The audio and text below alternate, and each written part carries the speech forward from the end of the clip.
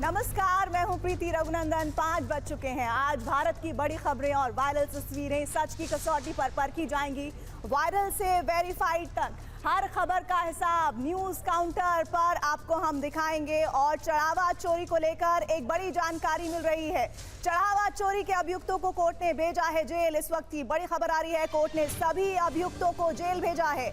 Police ने अभियुक्तों की नहीं मांगी है रिमांड। इस वक्त की सबसे बड़ी और अहम खबर जो इस वक्त टीवी 9 भारतवर्ष की स्क्रीन में शाम 5 बजे आप देख रहे हैं। चढ़ावा चोरी के अभियुक्तों को कोर्ट ने भेज दिया है जेल। कोर्ट ने सभी अभियुक्तों को जेल भेजा है। पुलिस ने अभियुक्तों की नहीं मांगी है रिमांड। तो देखिए, जिस तरह से एक एक कर खुलासे हो रहे हैं, उसके बाद ये कहा जा रहा है कि कई बार चढ़ावा का चोरी किया गया है, चढ़ावे की चोरी हुई है और उस चोरी के मामले में अब एक्शन में है पूरी तरह से योगी सरकार, जिसमें चढ़ावा चोरी के अभियुक्तों को कोर्ट ने भेज दिया है जेल। और मुख्यमंत्री ने कहा है किसी को भी बख्शा नहीं जाएगा। कोर्ट ने भी सभी अभियुक्तों को जेल भेज दिया है। पुलिस ने अभियुक्तों की जांच की नहीं मांगी है रिमांड, लेकिन लगातार जिस तरह की जानकारियां सामने आ रही है, एक एक कर और बड़े खुलासे चढ़ावा चोरी मामले में सामने आएंगे। इस वक्त की बड़ी खबर, सीसीटीवी में 70 बार लूट की घटना हुई है। चढ़ावा चोरी 70 दफे किया गया है। और मंदिर ट्रस्ट से चंपत राय, अनिल मिश्रा ने जहां इस्तीफा दे दिया है, वहीं इस तरफ बड़ी खबर स्क्रीन पर आप देख रहे हैं। चढ़ावा चोरी को लेकर अभियुक्तों को कोर्ट ने भेजा है जेल, जिसमें कोर्ट ने सभी अभियुक्तों को जेल भेजने के बाद इनकी रिमांड नहीं मांगी है। विपिन चौबे इस वक्त हमारे साथ हमारे सहयोगी जुड़ रहे हैं। विपिन, देखिए, इस वक्त सबसे बड़ी और अहम खबर यही है कि इस पूरे मामले में जिस तरह से एक्शन दिख रहा है उत्तर प्रदेश में, वो बताता है कि बख्शा नहीं जाएगा दोषियों को। फिलहाल कोर्ट में क्या कुछ हुआ, और एक अहम बात, पुलिस ने अभियुक्तों की रिमांड नहीं मांगी, इसको लेकर क्या डिटेल्स आ रही हैं सामने?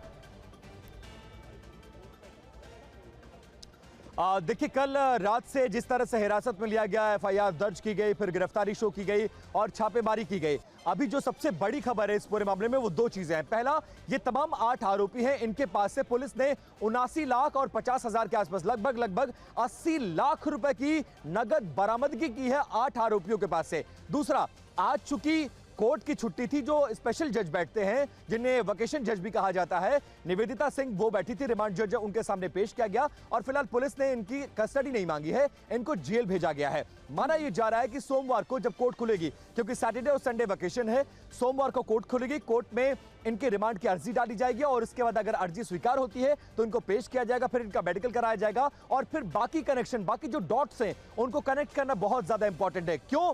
क्योंकि जो एसआईटी को फाइंडिंग्स मिली हैं, उन डॉट्स को कनेक्ट करना, उस इन्वेस्टिगेशन को आगे बढ़ाना। दूसरी बात, सीसीटीवी में चोरी करते जो लोग पकड़े गए हैं उनसे पूछताछ करना, इसके अलावा उनकी संपत्ति की जांच करना, उनके परिवारों की संपत्ति की जांच करना कि इन 5 सालों में उनकी आय कहां से कितनी रही, उन्होंने अर्जित कितना किया, खर्चा कितना किया, इन्वेस्टमेंट कितना किया। परिवार के बाकी जन, चाहे जो आरोपी हैं, उनके पत्नी हो, उनके बच्चे हो, उनके भाई हो, उनके माता पिता हो, उनके बैंक अकाउंट्स को सर्च करना, वहां पर ट्रांजैक्शन कितनी थी, इन्वेस्टमेंट कहां है, नोएडा है, दिल्ली है, लखनऊ है, फैजाबाद है, कुछ हॉस्टल खोलने की बात कही जा रही है, कुछ फ्लैट लेने की बात कही जा रही है। जिस तरह से हम देख रहे हैं कि अभियुक्तों को न्यायिक हिरासत में भेजा गया है और मंडे का दिन यानी सोमवार का दिन इस पूरे मामले में अहम होगा। वहीं दूसरी तरफ अभी ये कहा जा सकता है शुरुआती तौर पर जो चेहरे सामने आ रहे हैं उन्हें ही पकड़ा गया। अभी बहुत सारे ऐसे चेहरे हैं जिनको लेकर आप बता रहे हैं कि कुछ नोएडा से हैं, कुछ इलाहाबाद से भी चेहरे सामने आ सकते हैं। प्रॉपर्टी इन्वेस्टमेंट को लेकर डिटेल आ रही है। एक लंबा हाई प्रोफाइल मामला, लगातार श्रद्धालुओं की भक्ति से जुड़ा मामला, ये लंबा चलने वाला है और उसमें कई ऐसे चेहरे हो सकते हैं आने वाले वक्त में जो चौंका दें उनके नाम सामने आए तो। बिल्कुल, देखिए, क्योंकि एफआईआर में एक प्लस पॉइंट ये है कि 8 नामजद हैं, बाकी अज्ञात हैं। वो अज्ञात कौन कौन से, इनसे पूछताछ के बाद आखिर वो किंगपिन कौन था, कैसे इतने बड़े ट्रस्ट में, इतनी बड़ी व्यवस्था में ये खुलेआम 5-6 महीने और साल भर से चोरी कर रहे थे, और कैसे ऐसे हो सकता है जो ट्रस्ट के कर्ता धर्ता हैं उनको कानो कान खबर नहीं लगी। पूरे अयोध्या को पता है कि ये लोग प्रॉपर्टीज खरीद रहे थे और राम कथा करवा रहे हैं, साड़ियां बांट रहे हैं, पायल बांट रहे हैं, अलग अलग जगह इन्वेस्टमेंट कर रहे हैं, कोई होटल खोल रहा है, फार्म हाउस खोल रहा है। तो ऐसा कैसे हो सकता है? और इन इवेंट्स में जो इनका जो उद्घाटन ये लोग करवाते थे उसमें ट्रस्ट के लोग जाते थे। तो ये समझने वाली बात है कि 18,000, 15,000, 20,000 तनख्वाह पाने वाला आदमी रातों रात ऐसे अमीर हो रहा है और उसके फंक्शंस में ट्रस्ट के लोग जा रहे हैं। तो वो डॉट्स कनेक्ट करना होगा। किंग पिन कौन था, क्या ट्रस्ट के लोगों की जानकारी में यह लूट खसोट होती रही और ट्रस्ट के लोग खामोश बैठे रहे? और अगर अज्ञात में उनके नाम आते हैं, क्या उनसे पूछताछ की जाएगी? क्योंकि अभी दोपहर से एक खबर चल रही है कि चंपत राय और अनिल मिश्रा ने इस्तीफा दे दिया है, लेकिन कोई official confirmation from any side, ना गवर्नमेंट के हिसाब से, ना चंपत राय के हिसाब से। हाँ, ये 2-3 बाइटें जरूर अहम आई है। गोपाल राय डिनाई कर रहे हैं, इसके अलावा दिनेंद्र दास डिनाई कर रहे हैं, आलोक कुमार डिनाई कर रहे हैं। तो डायलेमा की स्थिति है। तो पुलिस के सामने चैलेंज ये है कि पुलिस इस पूरे मामले में अज्ञात लोगों की इन्वॉल्वमेंट को एक बड़ी खबर इस बीच और आ रही करेगी। है इसी मामले से जुड़ी हुई। चढ़ावा चोरी मामले में इस वक्त की एक और बड़ी खबर, अभियुक्तों से कैश की बरामदगी हुई है। सभी आरोपियों के पास से कैश बरामद हुआ है। पुलिस ने कोर्ट में पेश की है बरामदगी। सुभाष श्रीवास्तव को छोड़कर सभी आरोपियों के पास से कैश की बरामदगी हुई है। विपिन, ये जो कैश की बरामदगी की खबर इस वक्त TV9 भारतवर्ष की स्क्रीन पर ब्रेक हो रही है, क्या डिटेल है, कितनी बड़ी रकम है वो? देखिए, मैंने शुरुआत में आपके पहले सवाल के जवाब में ही बोला था प्रीति, 79,50,000 लगभग 80 लाख रुपए। आप सोचिए, ये वो तमाम लोग हैं जो कार्यकर्ता हैं, जो काम करते हैं, जिनकी तनख्वाह 15 से 20 हजार रुपए है। 8 लोगों में से सुभाष को अगर छोड़ दिया जाए तो 7 लोगों के पास से 80 लाख रुपए बरामद हुए। यह ऑफिशियल ऑन रिकॉर्ड है और यह जज के सामने पुलिस ने कहा है कि इनके खिलाफ नामजद FIR आई है, SIT की ये फाइंडिंग्स रही हैं, उसके आधार पर हमने छापेमारी की है, हमको ये बरामदगी हुई है और उस आधार पर हमने गिरफ्तार करते हैं। फिलहाल इन्हें जेल भेजा जाए, भविष्य में हम उन डॉट्स को कनेक्ट करने के लिए इनकी रिमांड मांगेंगे। लगभग 2 घंटे इस गर्मी में हम लोग यहां पर खड़े रहे और अंदर बहस होती रही। जज निवेदिता सिंह और CGM अयोध्या लगातार इनको सुनते रहे, सारे कागज पत्र तैयार किए गए और 2 घंटे के बाद इन तमाम आरोपियों की बकायदा यहां पर परेड कराई गई है। लेकिन एक जो तस्वीर मैंने देखी है प्रीति, वो मुझे बड़ी क्वेश्चनेबल लगी। इस वक्त 79 लाख से ज्यादा की कैश बरामदगी की जानकारी विपिन चौबे हमारे सहयोगी दे रहे हैं। और इस बीच न्यूज काउंटर में आपको हम आगे बताते हैं, श्री राम जन्मभूमि तीर्थ ट्रस्ट के महासचिव चंपत राय और ट्रस्टी डॉक्टर अनिल मिश्रा ने इस्तीफा दे दिया है। हालांकि अभी तक कोई ऑफिशियल कंफर्मेशन नहीं है। जैसा विपिन भी बता रहे थे, चंपत राय के पास पूरे मंदिर की जिम्मेदारी थी। चंपत राय के बाद ही ट्रस्टी अनिल और गोपाल राव की मंदिर व्यवस्था में बड़ी भूमिका थी। चंदा चोरी का मामला सामने आने के बाद से चंपत राय पर उंगलियां उठ रही थी। विपक्षी नेता मांग कर रहे हैं कि मंदिर के फंड और जमीन के लेन देन से जुड़ी गड़बड़ियों में चंपत राय की भूमिका भी उनकी जांच होनी चाहिए। अब सवाल ये उठता है, क्या ये एक्शन सिर्फ इस्तीफे तक रुक कर रह जाएगा या फिर FIR तक बात पहुंच पाएगी?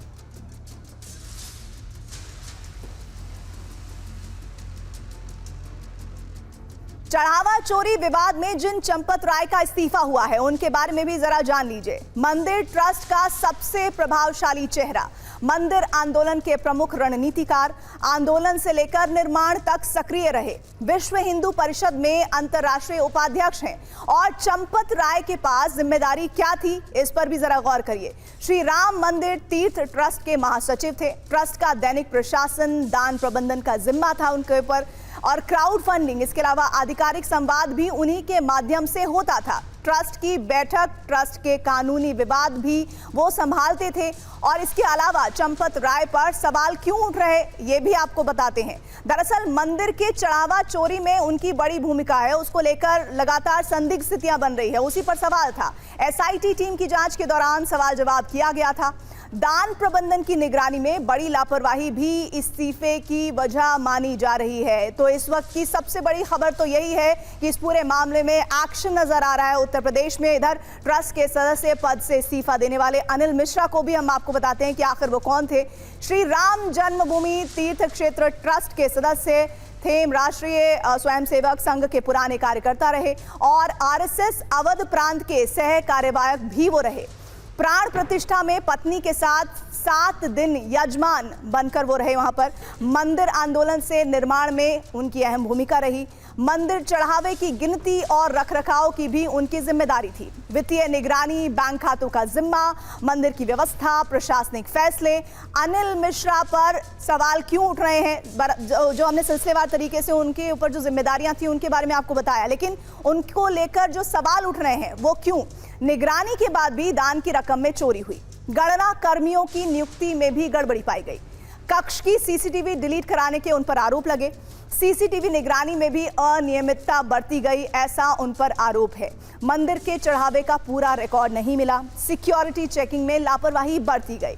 तो कुल मिलाकर आखिर क्यों उन पर इस तरह के सवाल उठ रहे हैं, इसका पूरा हमने आपको क्रोनोलॉजी बताई। चंपत राय और अनिल मिश्रा के इस्तीफे के बाद वीएचपी के संयुक्त महासचिव सुरेंद्र जैन ने क्या कहा, आइए सुनिए। चंपत राय जी ने किस दबाव में आकर इस्तीफा दिया है, ये संभव नहीं है। उन्होंने महामंत्री के रूप में जो जांच के लिए आवश्यक काम थे, एसआईटी को कागज देना, उनको बाकी चीजें जो रिकॉर्ड मांगे थे वो देना, ये काम पूरा हो गया है। और चूंकि जिस तरह का वातावरण बन रहा था, तो मुझे लगता है उन्होंने शुचिता का पालन करते हुए दायित्व पूरा होते ही अपना पद छोड़ दिया। उन्होंने जो कहना था वो एसआईटी के सामने कहा है। जो प्रश्न पूछे थे सबका जवाब उन्होंने दिया है। एक भी प्रश्न को अवॉइड नहीं किया। जब बुलाया तभी गए। और मैं समझता हूं जो राजनेता इस तरह के आरोप लगाते हैं वो जाते हैं क्या? वो कभी कोर्ट का सहारा लेंगे, कभी किसी चीज का, कभी हॉस्पिटल में एडमिट हो जाएंगे। इन्होंने एक क्षण के लिए भी अवॉइड नहीं किया, सब कुछ पारदर्शिता से सामने रखा। चंपत राय के इस्तीफे के बाद भी विपक्ष लगातार ट्रस्ट की कार्यशैली पर सवाल उठा रहा है। चंपत राय या अनिल मिश्रा के इस्तीफे से इस समस्या का कोई हल नहीं होने वाला। अगर सैकड़ों हजारों करोड़ की लूट हुई है, इतनी बड़ी आस्था की लूट, इतने बड़े पैसे की लूट हुई, तो खाली चंपत राय के पास होंगे या पैसा?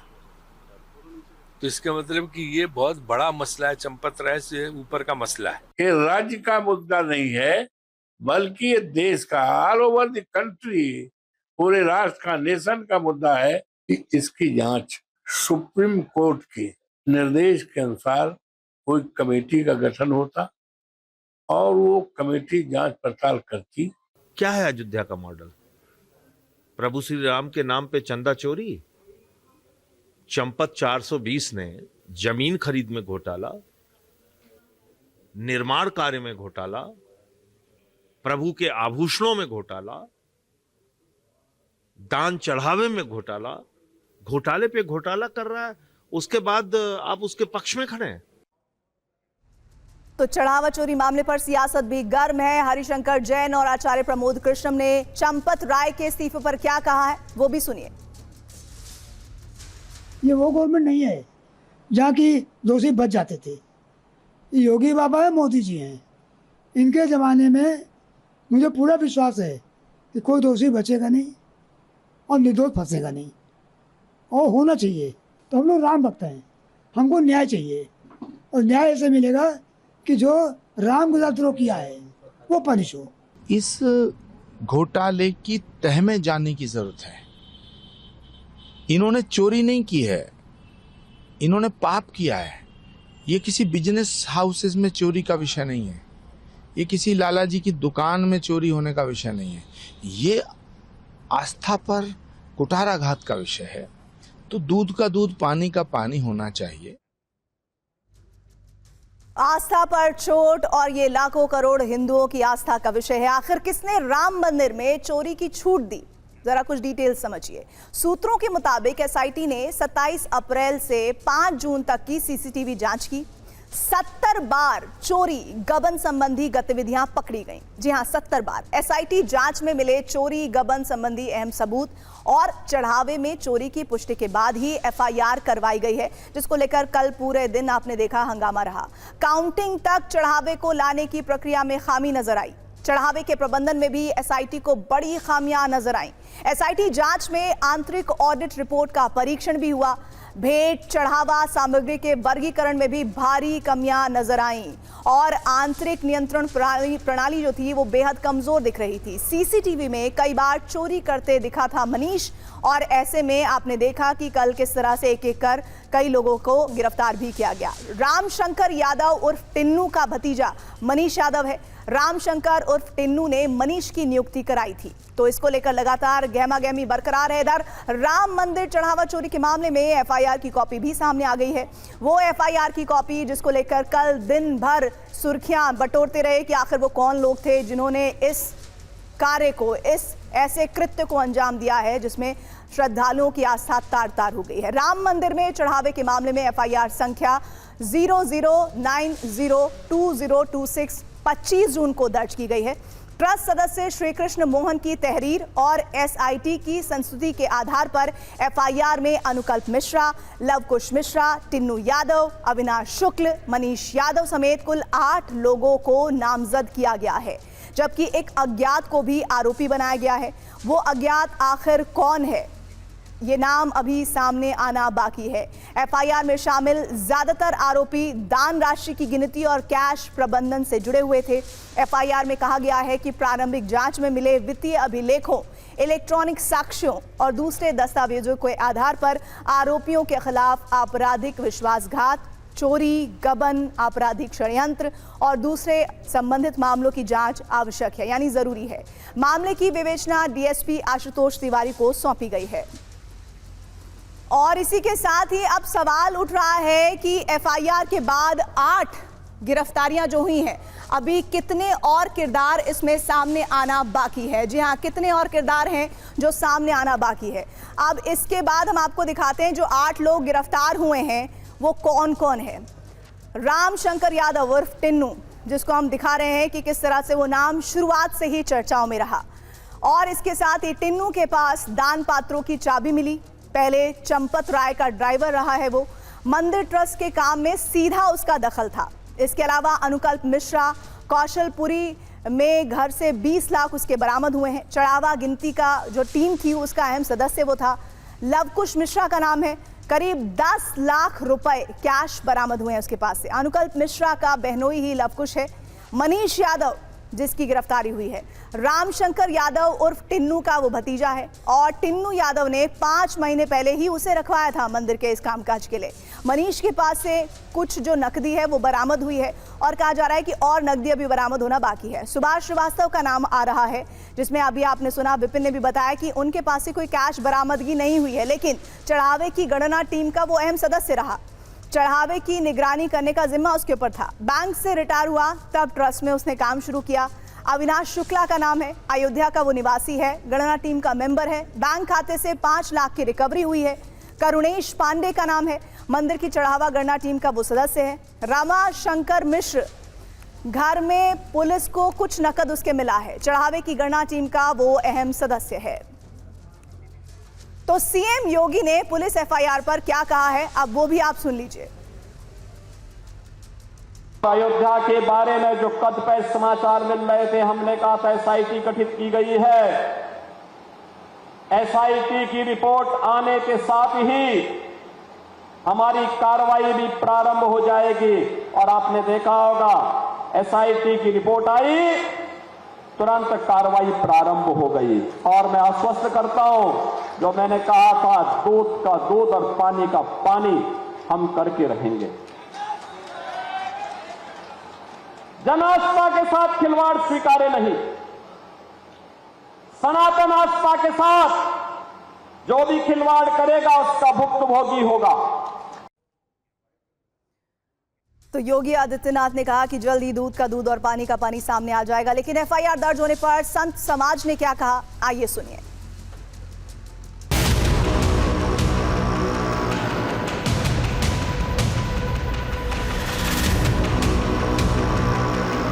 कि 8 लोगों का एफआईआर हो गया, वो केवल गिनने वालों के ऊपर हो गया। जो गिनवा रहा था और कहाँ भेजना है कितना तय कर रहा था, उसका कहाँ नाम आया अभी। विश्व हिंदू परिषद में कहीं कैंसर हो गया है, तो उस कैंसर को काटने के लिए उन्होंने जो है एफआईआर दर्ज कराया। चोरी इन लोग ने किया है, एफआईआर दर्ज हुआ है, इनके लिए मैं सहमत हूँ। तो अयोध्या के संत महंत नहीं, पूरे अयोध्या नहीं, पूरे देश के राम भक्त चाहते हैं कि अगर चोरी किसी ने किया है उसको भोग जरूर होना चाहिए। पूरे हिंदू समाजी लोगों की नजर है, ये जो गलत किया है उसको सजा होना चाहिए, जो गलत नहीं किया उसके ऊपर कोई एक्शन नहीं होना चाहिए। ये एफआईआर ट्रस्ट की कौन एफआईआर कराएगा? स्वयं ट्रस्ट के भी जो लोगों में सम्मिलित है, अब वही एफआईआर कर रहे हैं, तो क्या करो, तुम्हें जानो कि कितना सत्य हो रहा है, कितना झूठ हो रहा है। ये केवल व्यवस्था का विषय नहीं, ये आस्था का विषय है। चोट पहुंची लोगों को, लेकिन भ्रांतियों के भी शिकार न बने, अफवाहों से बने और विश्वास रखें इस देश में संविधान काम करता है। न्यूज काउंटर में आज की दूसरी बड़ी खबर, मुहर्रम जुलूस के दौरान देश के अलग अलग शहरों से अलग अलग तस्वीरें सामने आई हैं। कहीं जमकर बवाल हुआ है, उपद्रव हुआ है, तो कहीं बड़ा हादसा हो गया है। पहली तस्वीर आपको दिखा रहे हैं मध्य प्रदेश के उज्जैन की है, जहां मुहर्रम जुलूस के दौरान एक वैन में ब्लास्ट करके उसे 40 फीट ऊपर हवा में उड़ा दिया गया। शिवहर की ये घटना है, जहां मुहर्रम जुलूस के दौरान पत्थरबाजी और मारपीट हो गई। तीसरी तस्वीर मध्य प्रदेश के रतलाम की है, जहां करंट लगने से 3 लोगों की मौत हो गई। उत्तर प्रदेश के एटा में जुलूस के दौरान हादसा हो गया। मध्य प्रदेश में उज्जैन में मुहर्रम जुलूस के दौरान उपद्रव देखने को मिला।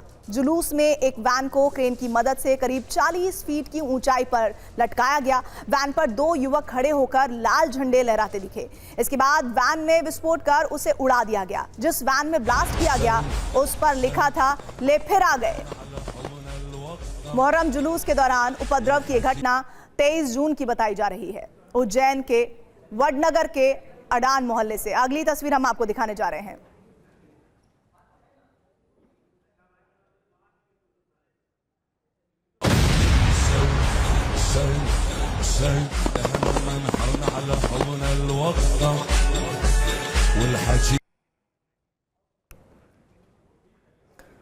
तो देखिए किस तरह से पहले इस गाड़ी को लटकाया गया और फिर वहां पर एक स्लोगन प्रचारित करवाया गया। हाथों में लाल झंडे लेकर वहां जुलूस के दौरान ये घटना हुई है। वैन में ब्लास्ट किया गया। 23 जून की ये तस्वीरें बताई जा रही हैं।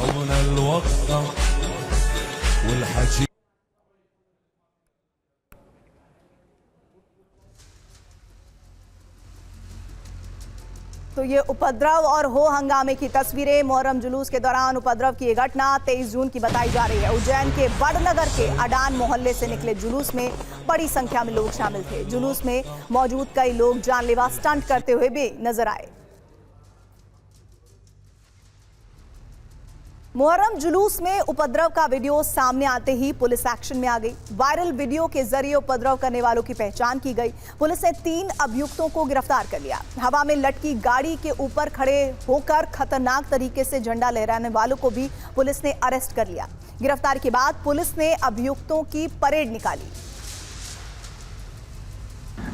शोएब खान ने ये सारा जो कार्यक्रम जो है ऑर्गेनाइज करवाया था। इसके अलावा जो 2 लड़के उस गाड़ी के ऊपर चढ़ के झंडा लहरा रहे हैं, जाहिद खान और तस्लीम खान, उनको भी पुलिस ने गिरफ्तार करके हिरासत में ले लिया है। आगे की विवेचना जारी है। जैसे और तथ्य सामने आएंगे बाकी लोगों पे भी प्रभावी कार्रवाई की जाएगी। इधर बिहार के शिवहर में मुहर्रम की तैयारी को लेकर निकले अखाड़ों के दौरान 2 पक्षों के बीच विवाद हो गया। विवाद इतना बढ़ गया कि दोनों तरफ से जमकर पत्थरबाजी और मारपीट शुरू हो गई। घटना में करीब 15 लोग घायल हो गए। करीब लोगों के सिर पर बहुत ज्यादा चोटें आने की तस्वीरें कैमरे में रिकॉर्ड हुई हैं।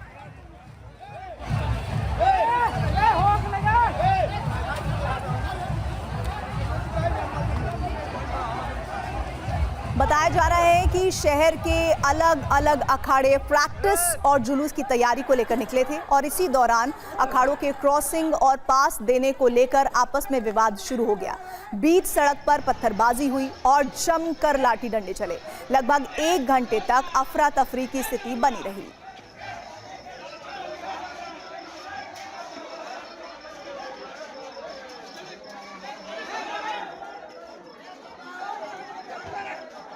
और मध्य प्रदेश के रतलाम में ताजिया जुलूस के दौरान बड़ा हादसा हो गया। ताजिया हाई टेंशन बिजली लाइन से टकरा गया।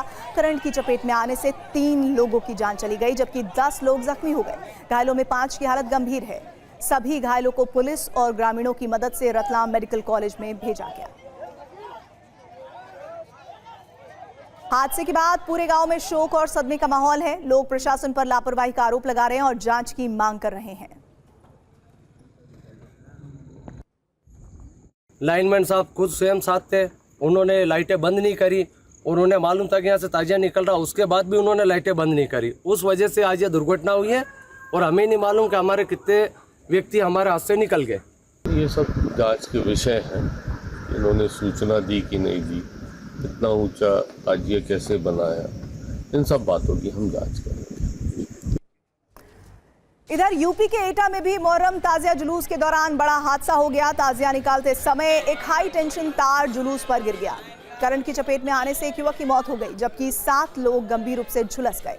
हादसा उस वक्त हुआ जब लोग ताजिया निकाल रहे थे। रास्ते में तारों का मकड़जाल था। लोग डंडे के सहारे तारों को उठाकर ताजिया निकाल रहे थे। तभी एक हाई टेंशन तार ताजिया से छू गया और करंट आ गया। इसके बाद भगदड़ मच गई। करंट लगने से एक युवक की मौके पर ही मौत हो गई। झुलसे हुए लोगों को CHC भेजा गया, जहां से उन्हें हायर सेंटर रेफर कर दिया गया।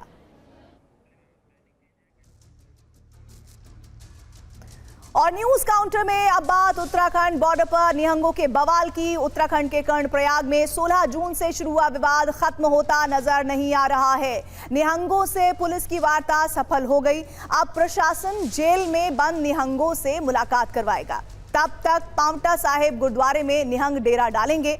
दोषी पुलिसकर्मियों पर सख्त कार्रवाई का भी आश्वासन दिया गया है। और इसी दौरान निहंगों ने चेतावनी देते हुए कहा कि मांग पूरी नहीं हुई तो वो फिर उत्तराखंड कूच करेंगे। इससे पहले गुरुवार को निहंग सिखों का एक जत्था देहरादून कूच करने के लिए आया, लेकिन पुलिस ने उन्हें हिमाचल बॉर्डर पर ही रोक लिया। बीते गुरुवार की रात उत्तराखंड और हिमाचल प्रदेश का कुल्हाल बॉर्डर रण क्षेत्र में बदल गया, जब पंजाब और मोहाली से कूच कर आया निहंगों का एक बड़ा जत्था बॉर्डर पर आ धमका। तलवारें लहराते हुए बैरिकेड्स पर चढ़कर नारेबाजी करते जत्थे ने फोर्स को पीछे हटने पर मजबूर कर दिया।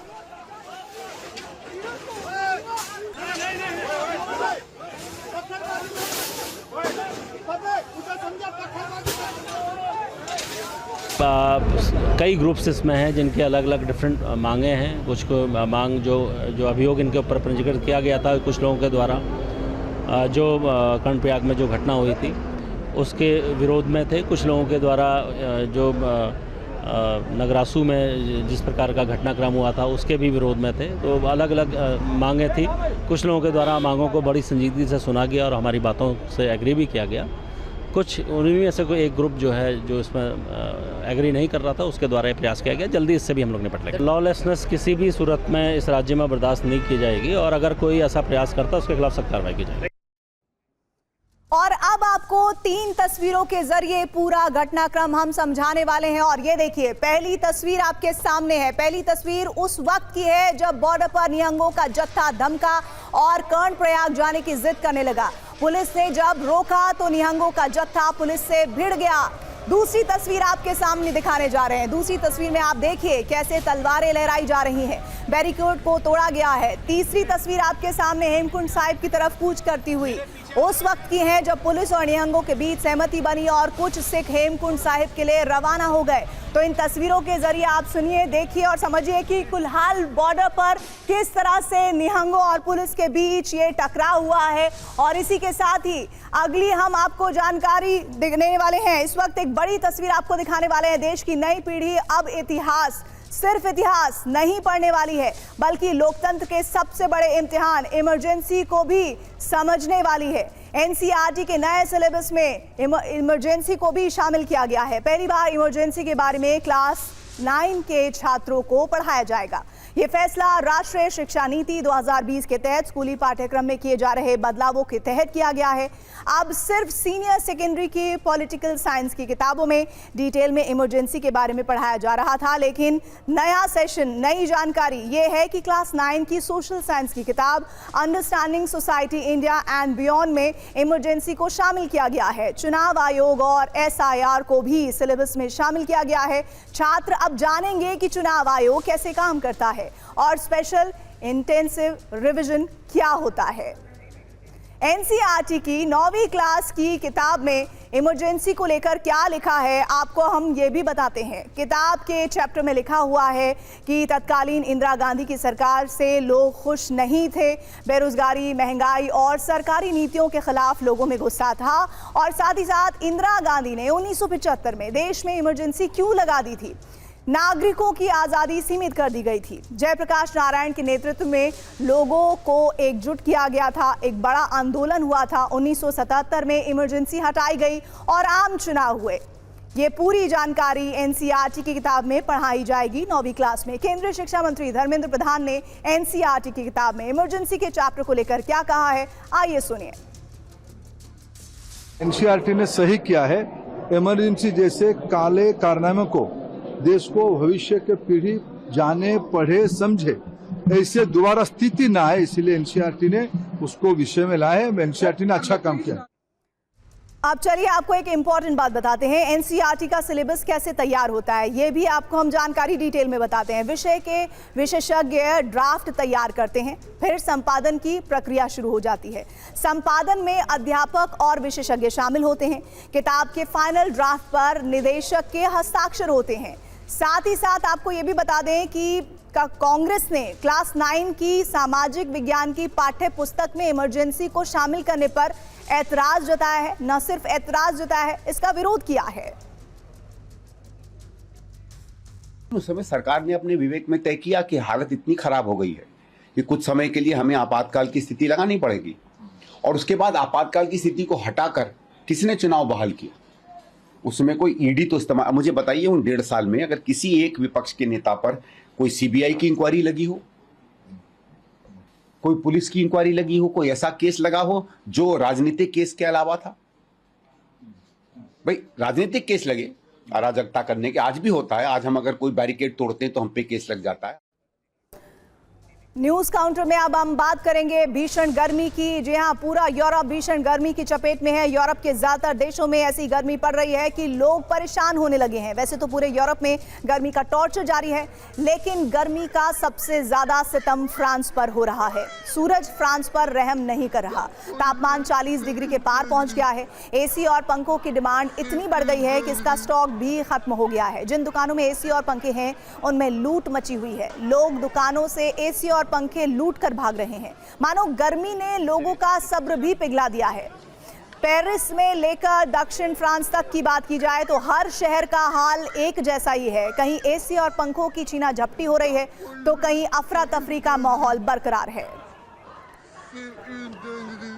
हीट वेव का खतरा है। जी हां, अब डिटेल में आपको इसकी भी हम रिपोर्ट देते हैं। स्पेन, इटली और ब्रिटेन समेत 14 देशों में गर्मी को लेकर रेड अलर्ट जारी किया गया है और इनमें से ज्यादातर देशों में तापमान 40 डिग्री के आसपास है। साथ ही साथ गर्मी का टॉर्चर यूरोप का हीट मीटर कैसे बन गया है, आइए आपको बताते हैं। फ्रांस में इस वक्त पारा 40 को क्रॉस करते हुए 43 डिग्री सेल्सियस पहुंच चुका है। ब्रिटेन की बात की जाए तो 36.1 डिग्री सेल्सियस वहां पर पारा है। स्पेन में 40 डिग्री सेल्सियस, इटली में 38 डिग्री सेल्सियस, जर्मनी में 36 डिग्री सेल्सियस। तो ये वो देश हैं यूरोप के जहां पर अब हीट वेव का खतरा बहुत ज्यादा है, प्रचंड गर्मी पड़ रही है।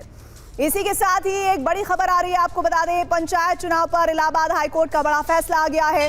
बिग ब्रेकिंग न्यूज काउंटर में हाईकोर्ट ने ग्राम प्रधानों को प्रशासक बनाने को गलत ठहरा दिया है।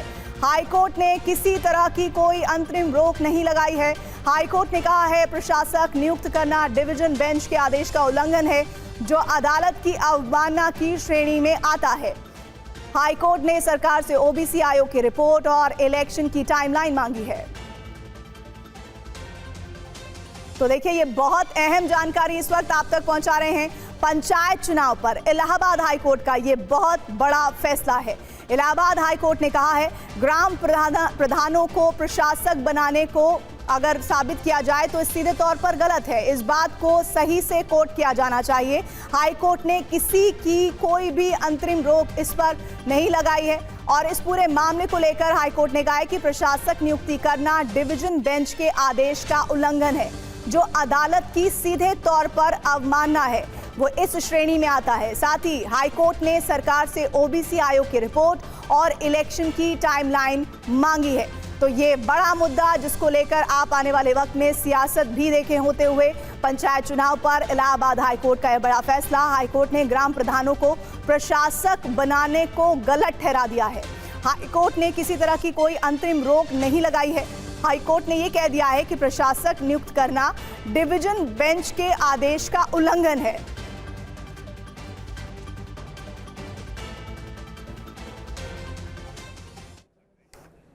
तो देखिए, ये तमाम खबरें न्यूज काउंटर में हमने आप तक पहुंचाई है और इसी के साथ ही न्यूज काउंटर में आज के लिए बस इतना ही। कल फिर इसी वक्त होगा हमारे दिन की शुरुआत और हम आप तक पहुंचाएंगे तमाम वो खबरें जो वायरल हैं, जो लेकिन खबरों में सबसे ज्यादा हैं। तब तक के लिए देखते रहिए TV9 भारतवर्ष। नमस्कार।